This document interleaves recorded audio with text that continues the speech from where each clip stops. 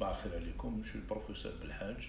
Donc, je suis directeur des activités médicales du CHU Mustapha, paramédical. Maintenant, je suis le chef de service médecine légale. J'ai un message à transmettre d'abord au personnel de la santé. S'il vous plaît, les Ramli qui disent des faux arrêts de travail, ceux qui demandent des postes de travail aménagés, je leur dirai c'est pas le moment. Voilà, c'est pas le moment. Je me rappelle que vos collègues, fermiers, qui sont sur le terrain, moi personnellement, ça fait 10 jours, j'ai pas pris de repos avec mes collègues. On travaille de 7h du matin jusqu'à 7h du soir. Et on le fait, on s'expose à un risque important. Comment des gens qui osent déposer des arrêts de travail comme ça, ou bien d'autres personnes qui, sous prétexte qu'ils ont contacté d'autres personnes, qui viennent, nous sommes tous, beaucoup d'Algériens sont pertendus, moi-même je suis pertendu, mais je suis là. Ce n'est pas une raison, s'il vous plaît, de fuir vos responsabilités. Je suis professeur de médecine légale, قريتكم أخلاقيات الطب ومعنى تضحية تاع الطب دور الطبيب dans des situations pareilles. Pour moi, c'est quelqu'un qui dit un arrêt de travail, ou le tabib il met un faux arrêt de travail, ou bien quelqu'un qui dit ici 1000 solutions, si on veut s'absenter, on trouvera 1000 solutions pour justifier l'absence. Je leur dirai, c'est pas le moment. C'est vrai, il y a des collègues qui ont des pathologies lourdes, donc j'ai des choses, là c'est la solidarité binatana. Ça c'est très important. Ouais, parce qu'on est au début, peut-être la courbe commence à monter.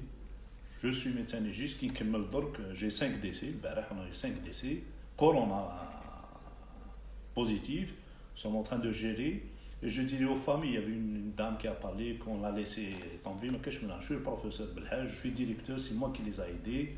Et l'administration, c'est-à-dire l'hôpital, nous mettons à leur disposition une ambulance. L'histoire que chaque famille, c'est fou, au moins 4 personnes pour qu'ils puissent nous aider. Et je salue des gens, les Ramli qui يرفضوا الجثث تاع الناس هادو نديرهم في صندوق ونديرهم dans un sac. لازم تكون une solidarité. C'est une réalité. Et je vais m'adresser aussi à la population.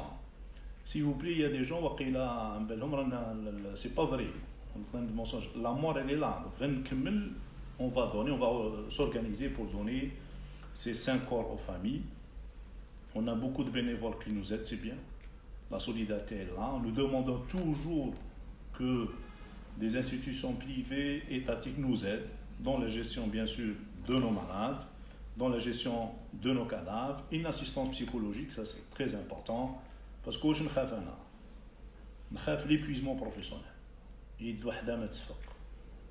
suis là pendant 10 jours, 15 jours, 1 mois, avec un risque élevé, mais si vous nous lâchez à des moments, certes que l'État a donné une prime de 4 millions, la vie n'a pas de prix, c'est bien, mais soyez certains, il y a des gens qui ont un comportement honteux.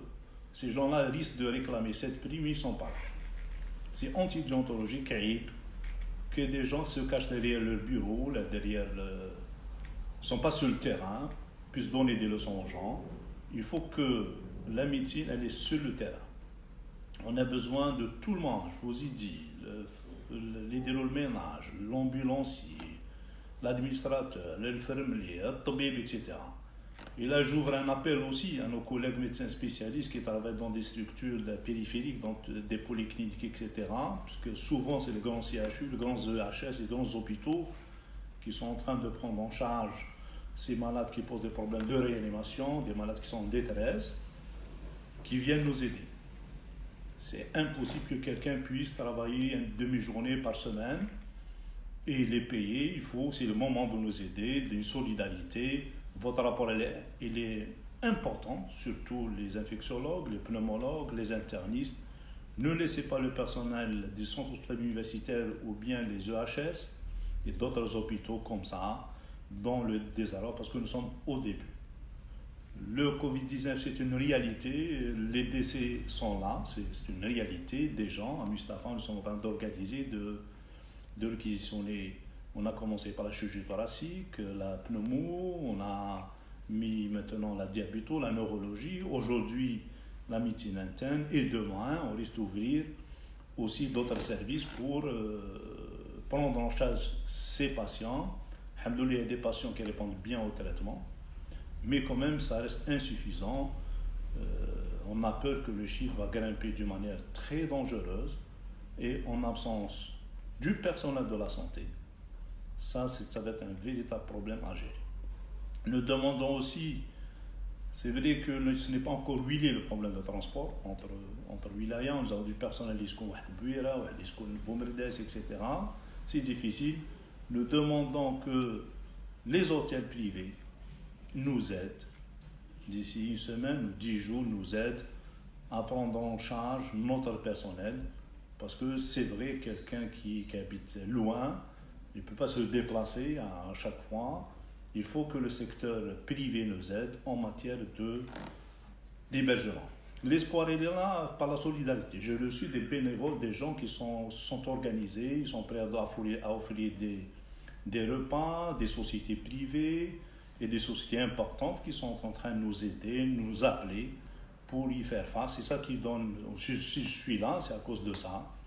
Je sens qu'il y a de la solidarité, mais dès qu'il y a une solidarité, quel espoir. Et sans solidarité de tout le monde, on ne peut pas y faire face.